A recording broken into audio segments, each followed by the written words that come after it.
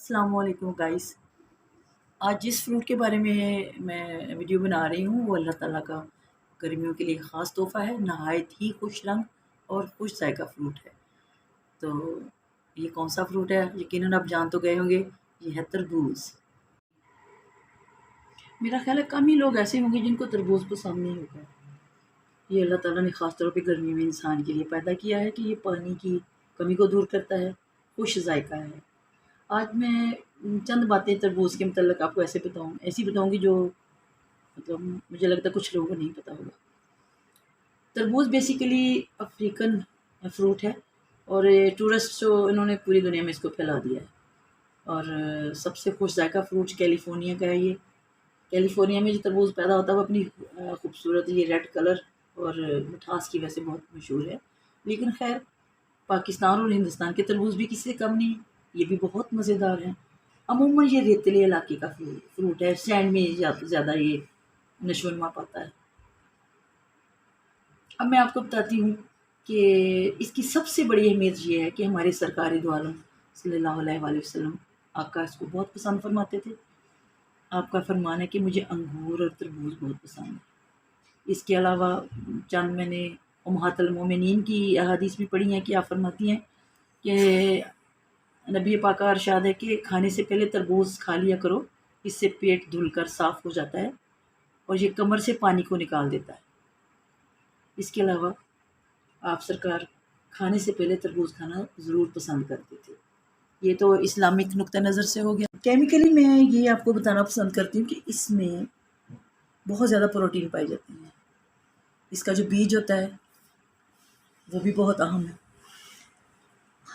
اس میں تمام معقول مقدار میں جو ہے وائٹامن پائے جاتے ہیں جتنی کسی انسان کو ضرورت ہوتی ہے.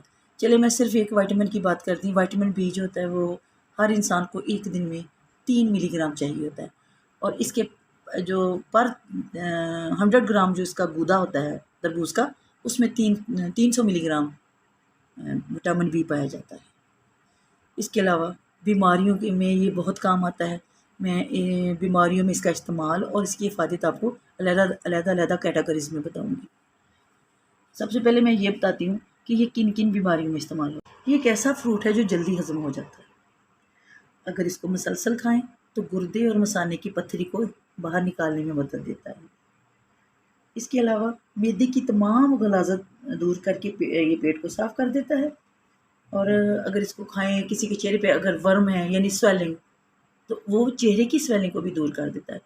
پیٹ پیشاب آور ہے. پیٹ میں اگر جلن ہو رہی ہو یا سویلنگ ہو تو اس کے لیے بہت فائدہ مند ہے. اگر اس کے بیج نکال کے کھائیں تو وہ بہت مزیدار ہوتے ہیں اور یہ پیٹ کے کیڑوں کو مارتے ہیں. اس کا جوس پیاس کو بجھا دیتا ہے. اس کے علاوہ جگر کی سوزش ہو، پیلا یرقان ہو، آنتوں میں زخم ہو، معدے میں زخم ہو تو ان کے لیے بھی یہ بہت فائدہ مند ہے. اگر ایسے مریض جو بار بار جن کو ہاضمے کی پرابلم ہو تو واش روم بار بار جاتے ہیں ان کے لیے یہ بہت مفید ہے کیونکہ پیچش ہو یا دست لگے ہوئے ہوں ان کو بھی یہ بہت فائدہ دیتا ہے اور مریض کو سکون ملتا ہے. لیکن ساتھ میں آپ کو یہ بتانا چاہتی ہوں کہ ظاہر ہے کسی بھی چیز کی زیادتی جو ہوتی ہے وہ اچھی نہیں ہوتی. اگر وہ لوگ جو پہلے سے کمزور ہے یا جن کا بی پی بہت زیادہ لو رہتا ہے ان کو نمک کے ساتھ استعمال کرنا چاہیے. اور اگر وہ تربوز کھا کے ٹھنڈک سی محسوس کرتے ہیں اپنی باڈی میں، ٹھنڈک سے مراد ہے کہ ان کا امیون سسٹم جو ہے نا وہ کمزور ہے تو وہ اس کے ساتھ سونٹھ کا استعمال کریں. تھوڑی سی باریک سونٹھ تربوز کے اوپر ڈالیں اور پھر اس کو کھائیں تاکہ وہ ایکول ہو جائے، ان کی گرمی اور سردی ایکول ہو جائے. اور یہ جو پیارا سا فروٹ ہے یہ ان کو طاقت پہنچائے بجائے نقصان دینے کے. اینڈ پہ بس میں یہی کہوں گی کہ اللہ تعالیٰ نے یہ کشماتی پھل پیدا کیا ہے، اس کو ضرور کھانا چاہیے. یہ مفرہ ہے. مفرہ سے مراد ہے کہ یہ اس کو کھانے سے دل کو سکون ملتا ہے، پیٹ کی جلن دور ہوتی ہے، بھوک دور ہوتی ہے اور خاص طور پہ یہ پانی کی کمی کو پورا کرتا ہے. بے شمار فائدے ہیں اس کے. بہت لمبی لسٹ بن سکتی ہے.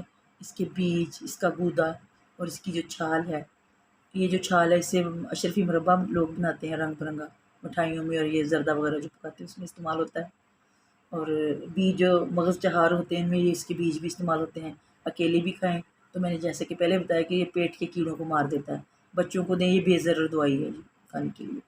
اور اینڈ پہ میں صرف یہ ایک بات کہنا چاہوں گی کہ بعض لوگوں میں یہ بہت ہی غلط کنسیپٹ پایا جاتا ہے کہ یہ تربوز کھانے سے پیٹ درد ہوتی ہے، یا اس کو پانی نہیں پینا چاہیے یا پینا چاہیے، اس طرح کی باتیں، یا جی ہیضہ ہو جاتا ہے. یہ ساری باتیں یہ ہیں کہ کوئی بھی فروٹ اگر آپ مکھیوں سے مطلب مکھیوں کو سے نہیں بچائیں گے کسی بھی ہم فروٹ کو، تو وہ ظاہرہ ہیضہ تو کرے گا ہی. بس یہ بات ہے کہ آپ پانی ذرا کم پئیں، پہلے پانی پی لیں، پھر فروٹ یہ کھائیں تربوز کا، لیکن مکھیوں سے بچائیں، کیونکہ مکھی ایک ایسی چیز ہے کہ جہاں اس کو نہیں بھی جانا چاہیے ہوتا وہیں بھی چلی جاتی، جتنی مرضی صفائی رکھو. بس اس کو احتیاط کے ساتھ کھائیں تو یہ فائدہ ہی فائدہ ہے. اور سب سے بڑی بات ہے، یہ میرا ذاتی تجربہ ہے، بلکہ میرا خاندانی تجربہ سمجھ لیں. ہمارے بڑے کہتے تھے کہ اس مہینے میں اور اگلے مہینے میں، یعنی یہ جو تربوز کے 2 مہینے ہیں ابتدا سے آتا ہے، ان کو آپ اچھی طرح کھا لو گے نا، تو جو آم کھانے کے مہینے آئیں گے نا اگلے والے 2، اس میں آم سے آپ کو کبھی گرمی نہیں ہوگی. یہ اس کی گرمی کو کم کر دے گا. تو کبھی بھی پھر گرمی اور گرمی دانوں کی شکایت نہیں ہوگی جن لوگوں کو ہو جاتی ہے آم کھانے سے. تو آپ لوگ سب، آپ بھی کھائیں، اپنے بچوں کو بھی تربوز دیں. اور دیکھنا اس سے آپ کی جلد پر، آپ کی باڈی پر بڑے اچھے اثرات مرتب ہوتے ہیں. اور یہ ویسے بھی اتنا کوئی کاسٹلی فروٹ نہیں ہے، ہے بہت خوبصورت. امید ہے میری آج کی یہ کاوش آپ کو پسند آئی ہوگی اور اس سے آپ فائدہ حاصل کریں گے.